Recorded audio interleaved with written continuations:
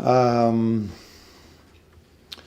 Going 2 times behind against a very strong and good Arsenal team, then to get a point is pleasing to see, especially because we had to play an away game in Europe this week. We had 1 day less to recover and to prepare, and then to go 2 times behind with the fans being so loud and us coming back so strong the second half, because I think we deserve to be 2-1 down or 1 goal down at half time. Then it's very pleasing to see that we had the energy and that we were so strong to fight ourselves back in the game the second half. Also because the ones that came in did really good, but also that we were physically really strong today. It was another milestone for Mo, wasn't it? Sort of in Premier League goal terms. I mean, his finishing, his prolific nature and finishing in front of goal was just remarkable, isn't it?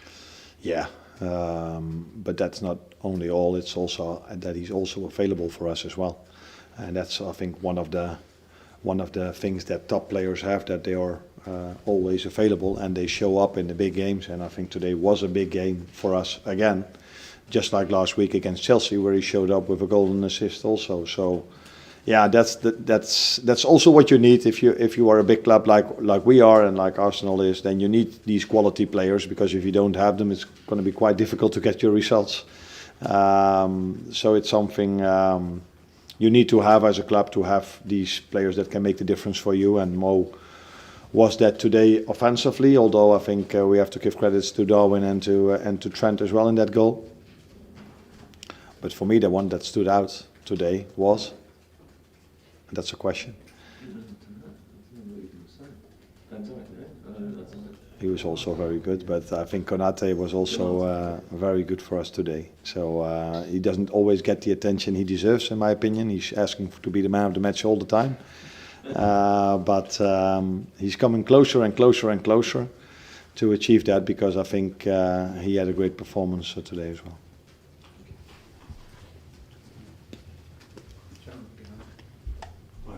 Just wondering whether you think your team are title contenders after that performance on coming back to get a draw against Arsenal.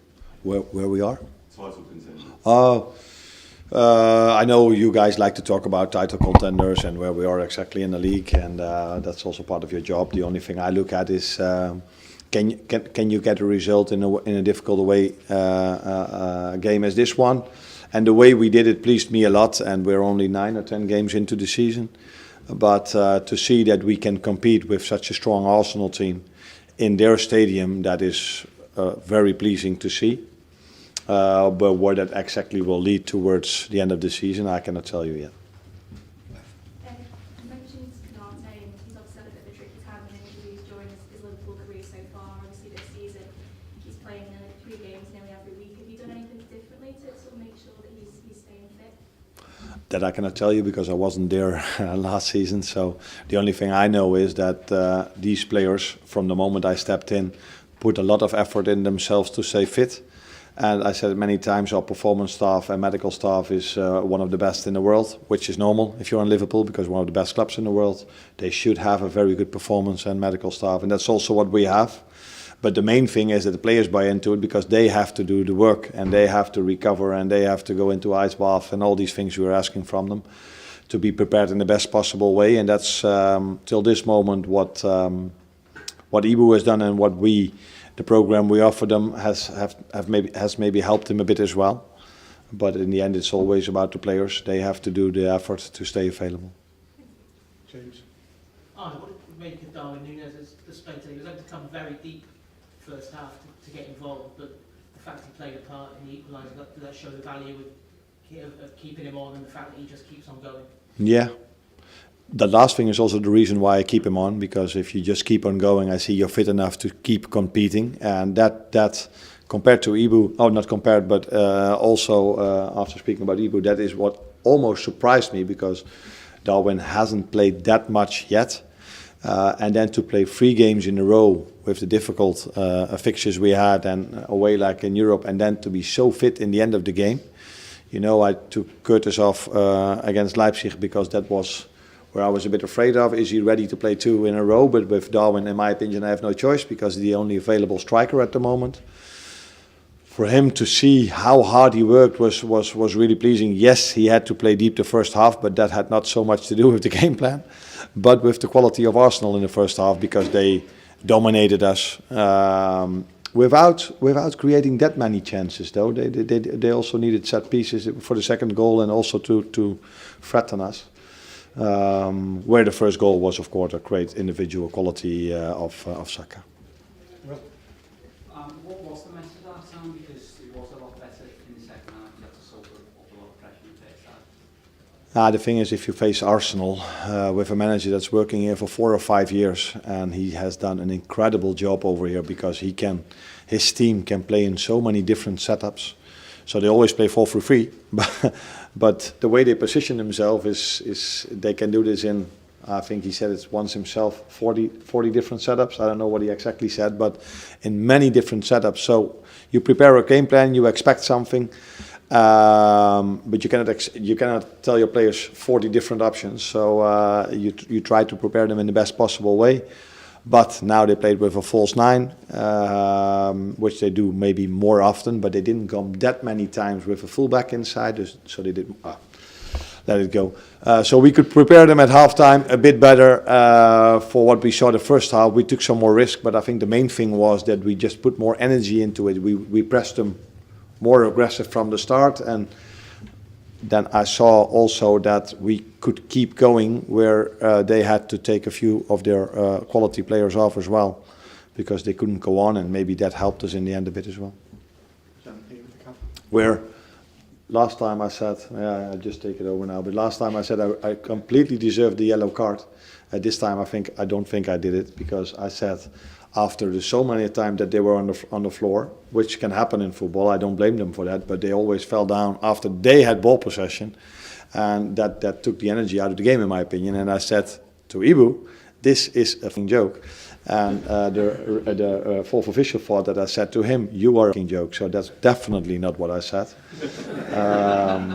But I got a yellow for that, so now I'm on 2. So that I have to be careful now. Sorry? Can I just ask, is there a sense of kind of belief or a growth that the team can take and garner from the circumstances of that performance, going behind twice, but then also coming back? Yeah, but I think you also take belief from winning away at Wolves or winning away at Crystal Palace in the way we did. So you especially if you get a result, you always take the positives from this. And last week we had to defend really hard to take the 2-1 lead, to keep the 2-1 lead. And today we had to fight really hard to fight ourselves back into the game. And that shows for me a great mentality, because I think most Arsenal fans at halftime would have felt, this will probably lead to a win for us. And then if you show, if you then saw the second half mentality and the second half performance of us, that all these things you take with you to the upcoming difficult fixture list, which is still what we have. But I think this is what every Premier League club has. Last one here. Arne, what was it, just a calm atmosphere, and also to wait a little bit for Arsenal to get tired in the second half? I don't know if Arsenal got tired. That's a question you don't have to ask to me. The only thing I saw is that we were pushing the second half a lot. That can also have to do with the score, because the last week we had to defend a 2-1 lead, and Chelsea were more pushing than we did. But in the end, it was good for me to see that we were able to do so, because I said in the beginning of the press conference already, we had to play an away leg in Europe against Leipzig, with traveling, with 1 day less to recover. So then you're not always sure if you're able to come back into the game, especially because they have the fans, and the fans give you a lot of energy as well. So that's why we all prefer a home game, because the fans can help you in difficult moments, or can help you to get the energy if you are a bit out of energy. And we had our away fans, which were loud as well. So maybe that combination helped us to get the second half performance as we had. Thank you, everyone.